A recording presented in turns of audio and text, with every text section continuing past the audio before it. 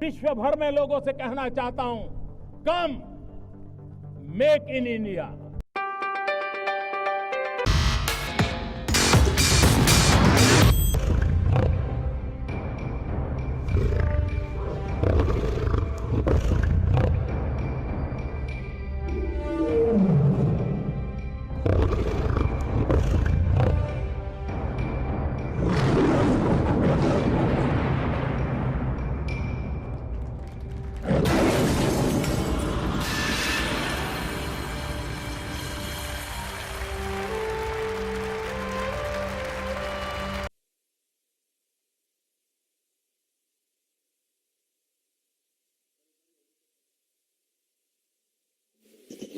आवाज है ठीक।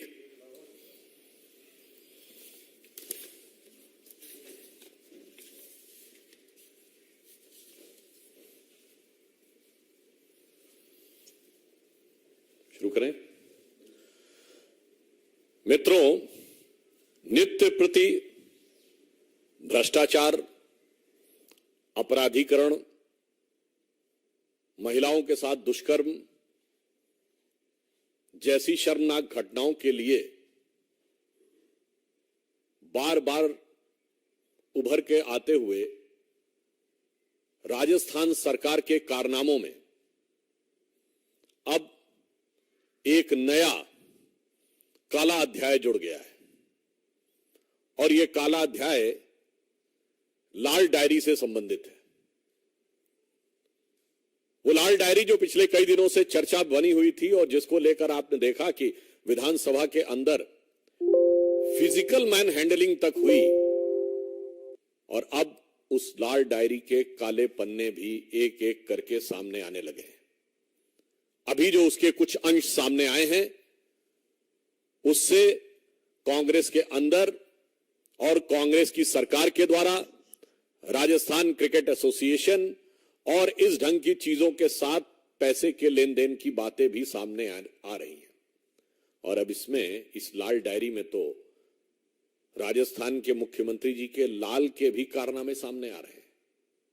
और मैं यह बात इसलिए गंभीरता से कहना चाहता हूं कि यह विषय केवल एक आरोप नहीं है। यह विषय राजस्थान सरकार के मंत्री ने उठाया है। और मंत्री ने कहां उठाया है? सदन के पटल पर उठाया था। मेरे विचार से संवैधानिक दृष्टि से सरकार के मंत्री का सदन के पटल पर दिया गया वक्तव्य सबसे ऑथेंटिक या प्रामाणिक माना जाता है। तो इससे अधिक प्रामाणिकता राजस्थान सरकार के भ्रष्टाचार की नहीं हो सकती। और मैं कांग्रेस के अपने विरोधियों को याद दिलाना चाहता हूं, हमने जब जब किसी भी प्रकार की बात कही है तो वो केवल आरोप नहीं लगाया है। 2G के मामले पर CAG की रिपोर्ट थी और कोर्ट का ऑब्जर्वेशन था। बोफोर्स के मामले में मैं याद दिलाना चाहता हूं, इसी प्रकार राजीव गांधी सरकार के मंत्री विश्वनाथ प्रताप सिंह जी ने आरोप लगाया था। आज अशोक गहलोत जी की सरकार के मंत्री, जिसे चंद घंटों में बर्खास्त कर दिया गया, राजेंद्र गुड़ा ने आरोप लगाया है। तो मैं कह सकता हूं this is going to be a Bofors moment for Rajasthan sarkar. The reason is been the allegation is by the government itself, क्योंकि कैबिनेट मंत्री सरकार होता है, सरकार का हिस्सा होता है। और इतना ही नहीं, उसमें इस ढंग के शब्द आ रहे हैं कि फोन करके पूछा जा रहा है कि मेरा पैसा दे दो, अभी तक दिया नहीं गया है। और फिर मुख्यमंत्री जी के PS से बात हो रही है और उसने कहा कि हम दे देंगे, परंतु अभी तक नहीं दिया गया। यानी कांग्रेस जिन गारंटियों की बात करती है, वो गारंटी सिर्फ ही नहीं, ये सब भी गारंटी है कि मेरे लिए काम कर देना, बदले में पैसा देंगे। और वो गारंटी सीधे कहां से जुड़ी हुई है? मुख्यमंत्री कार्यालय से जुड़ी हुई है। मुझे लगता है कांग्रेस के नेताओं को इस घटना के बाद शर्म से लाल हो जाना चाहिए था। मगर अफसोस की बात यह है कि निर्लज्जता के साथ कांग्रेस पार्टी और राजस्थान की सरकार इन चीजों को नजरअंदाज कर रही है। परंतु चिंता मत करिए, इस लाल डायरी की लाली आपको चारों तरफ वैसे ही नजर आएगी, जिसमें मुख्यमंत्री जी के लाल भी सम्मिलित हैं। तो मैं कहना चाहूंगा, आज कांग्रेस की स्थिति राजस्थान में वो हो रही है कि लाली मेरे लाल की जित देखूं तित लाल, और लाली देखन मैं गई, मैं भी हो गई लाल। तो आज मुझे दूसरे संदर्भ में यह उक्ति उनके ऊपर चरितार्थ लगती है। और उससे अधिक कष्ट की बात क्या है? अलवर में इतना बड़ा गैंगरेप हुआ, उसके बाद एक के बाद एक अनेक घटनाएं अलवर डिस्ट्रिक्ट में आती चली जा रही हैं। 17 साल की एक नाबालिग बालिका के साथ 4 युवकों ने सामूहिक दुष्कर्म किया। 19 से 21 साल के बीच के आरोपियों ने एक और बालिका के साथ सामूहिक दुष्कर्म किया। अनेक स्थानों के ऊपर कभी कभी यह भी शक होता है कि आरोपियों के ऊपर प्रभावी कार्रवाई किसी इसी कारण से तो नहीं हो रही कि उनको लगता है कि उसका कोई वोट से संबंध है। अभी कल की घटना है कि भीलवाड़ा में एक बच्ची के साथ दुष्कर्म करके उसको जला दिया गया। और यदि प्रतिदिन का हिसाब देखें तो 15 से 20 घटनाएं इस प्रकार की राजस्थान में होती चली आ रही हैं। और इससे अधिक क्या कहा जाए कि उनकी स्वयं की विधायिका यह कह चुकी हैं कि राजस्थान में वो अपने को सुरक्षित महसूस नहीं करती। यदि आपके सरकार का मंत्री भ्रष्टाचार की बात कहता है, आपकी विधायिका असुरक्षित महसूस करती है और इस ढंग के दुष्कर्म राजस्थान में हो रहे हैं, तो मुझे लगता है कि आप जितना भी बचने की कोशिश करें, परंतु राजस्थान की जनता उस चीज को बहुत गौर से देख रही है और अब वह पीड़ा का पारावार समाप्त होता हुआ नजर आ रहा है।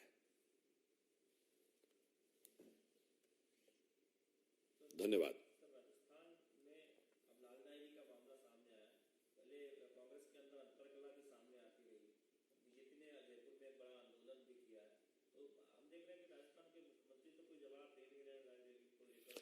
इसीलिए यह सवाल कांग्रेस के नेतृत्व से है कि इतनी बड़ी घटना के बाद भी कांग्रेस पार्टी को जवाब क्यों नहीं दे रही है। मैं पुनः कह रहा हूं, यह मामला किसी भी अन्य मामले से अलग है। यह आरोप नहीं है, यह सदन के पटल पर मंत्री का वक्तव्य है। तो यह स्थिति गुणात्मक दृष्टि से बिल्कुल अलग है।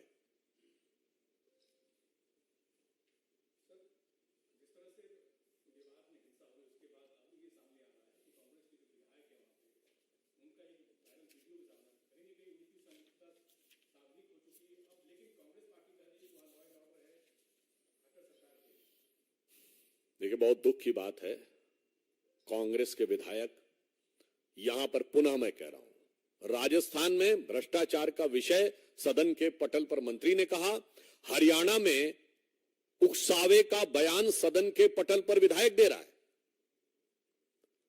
उनके जो वाक्य हैं उसे मैं यहां पर रिपीट नहीं करना चाहता, वो सीधे हिंसा को उकसाने वाले।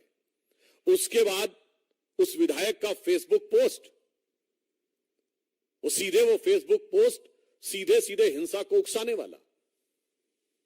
इसलिए यह बात और गहरी शंका उत्पन्न करती है कि यह हिंसा एक लार्जर कॉन्स्पिरेसी का हिस्सा थी जो जांच के बाद बाहर आएगी। एक और तथ्य है जो संभवतः आप लोगों के संज्ञान में हो, यह सोशल मीडिया के माध्यम से समाज में कटुता उत्पन्न करने के जो प्रयास हो रहे थे, उसके लिए हरियाणा सरकार का साइबर सेल बहुत एक्टिव था और पिछले कुछ दिनों में करीब 65 से 70 लोगों को अरेस्ट भी किया गया था। अब यह मन में यह संदेह उत्पन्न होता है कि साइबर थाने पर अटैक क्यों किया गया, क्योंकि सामान्यतः उसका पुलिस की दैनंदिन एक्टिविटी से कोई मतलब नहीं होता है। सामान्यतः वहां से कोई प्रतिरोधात्मक कार्रवाई भी नहीं होती है, न वहां से कोई यह कह सकता है कि उसके ऊपर लाठी डंडे चले। तो मन में यह संदेह उत्पन्न होता है कि यहां मैं पुनः कहना चाहूंगा, कांग्रेस का विधायक हरियाणा का हो या किसी अन्य प्रांत का हो, या मैं याद दिलाना चाहता हूं, दिसंबर 2019 में तो कांग्रेस की अध्यक्षा ने बोला था ना, सड़क पे निकलो और आर पार की लड़ाई लड़ो। तो मुझे लगता है कि कांग्रेस के विधायक या जो हरियाणा में है वो उसी कांग्रेस के शीर्ष नेतृत्व के वह निर्देश को जो उन्होंने उस समय में दिया था, शायद उसी को आगे बढ़ाते हुए नजर आ रहे हैं। इसलिए हरियाणा की यह हिंसा कांग्रेस पार्टी के ऊपर और बड़ा प्रश्न चिन्ह लगा रही है।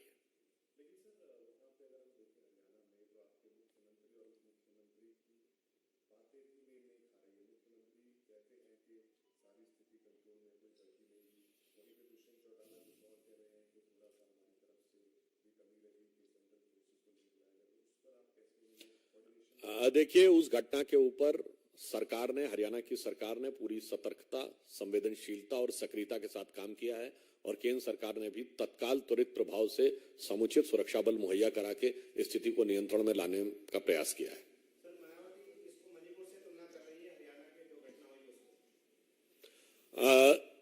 यहां पर हरियाणा में पहला सवाल